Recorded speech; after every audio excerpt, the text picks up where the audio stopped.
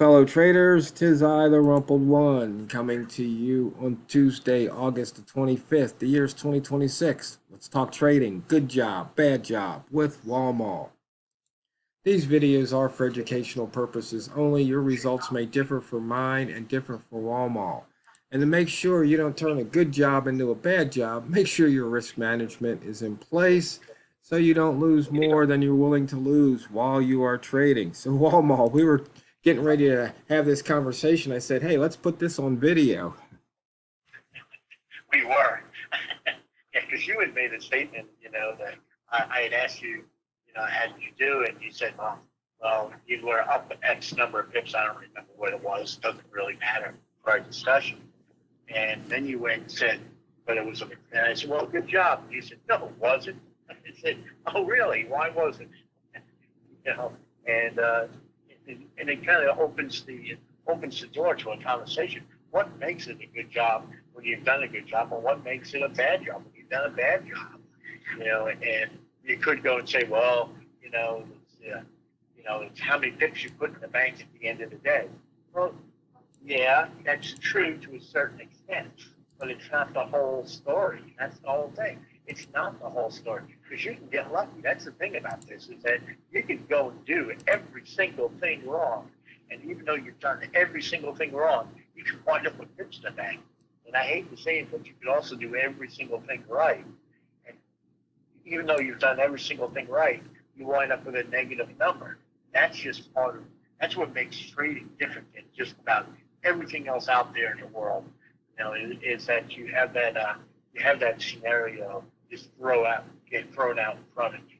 And man, that can play with your head. That's the bad thing about it, is that it can really play with your head.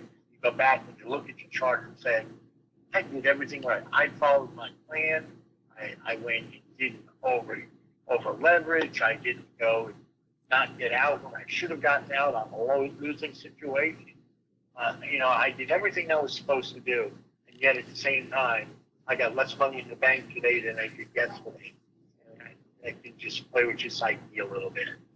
Well, to say the least. Yeah, well, the thing is, it's because trading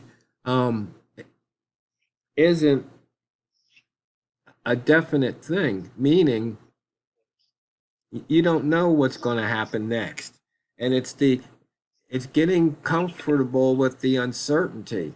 And because I read some of the other uh, trading, I guess traders out there that have blogs and send out daily things, and you know that's the thing. You just have to realize this trading in the market. It's not a guaranteed outcome.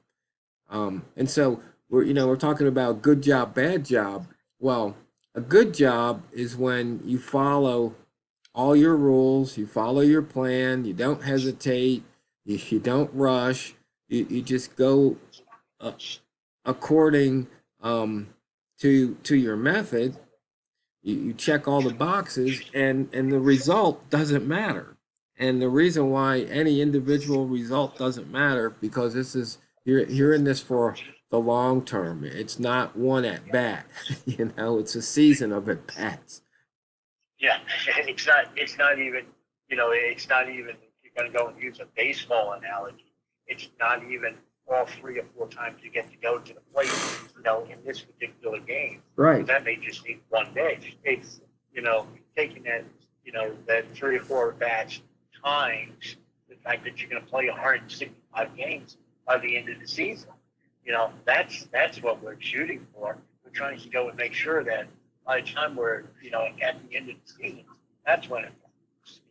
That's when we can start looking at things. At the same time, yeah, you need to go and if you go through a day and you had 3 or 4 losses in the day and you only had one win for the day, you know what?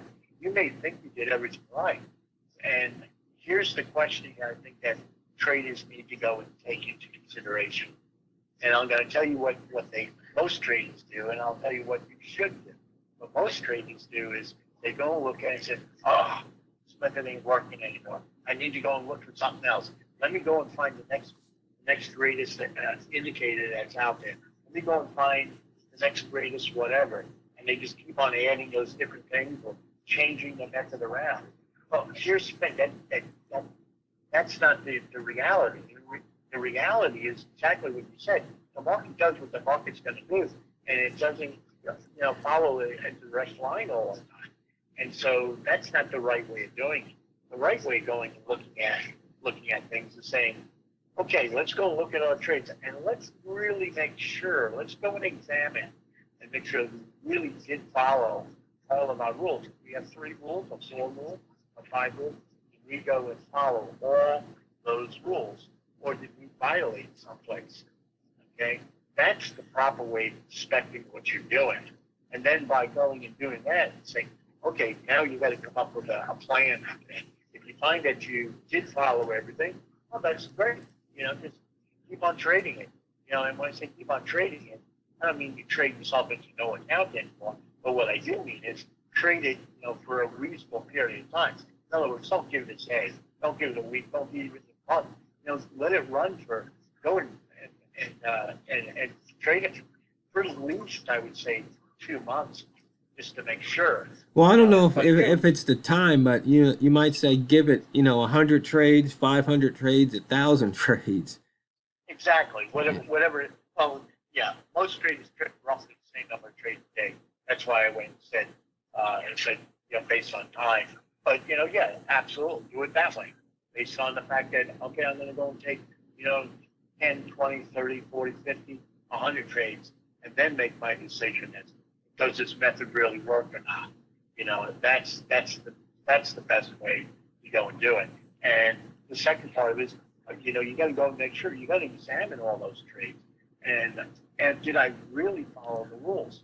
Let my motion go and creep in and exit out early? Did I go and jump into the trade early because I had, let's say I had 3 conditions that I had to met, and I got 2, and I think that's going to hit the 3rd one. Look at that, it's about to hit the 3rd one. Let me go and jump into that trade. And all of a sudden, it doesn't go and make that condition. Next thing you know, I took a loss on it. And then you go and blame the method. You really shouldn't be blaming the method. You didn't follow the rules. Yeah. And so you got to be honest with yourself. Well, though, Walmal, I guess somebody could argue that, well, why don't you just build an EA, a robot, and because it will follow your method. Yep, I agree. I would agree with that to a certain extent. But, what I have found is that here's what helps me a little bit.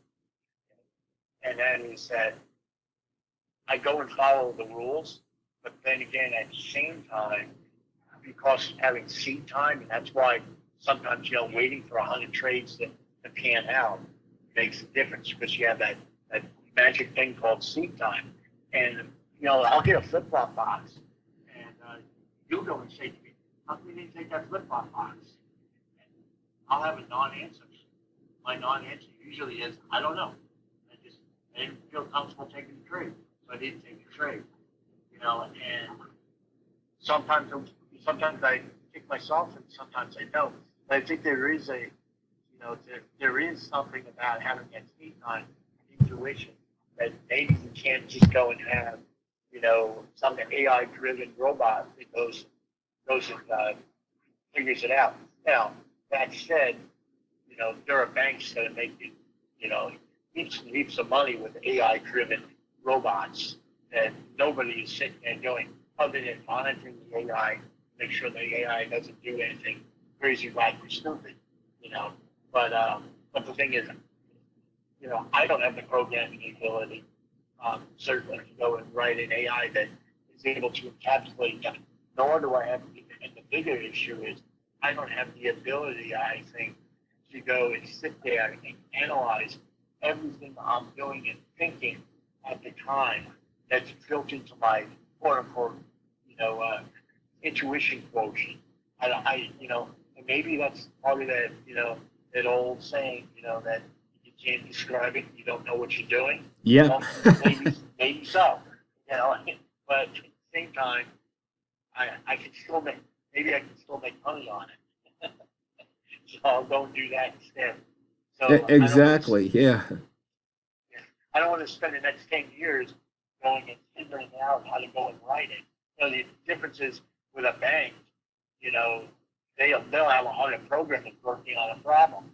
So that's the equivalent You know, say it takes them a year to figure it out. You know, that's equivalent of me going and, you know, writing code for 100 years until I get that unknown piece of the puzzle worked out. I don't have 100 years. I'll be long gone. I'll be, as they say, worm meat by then.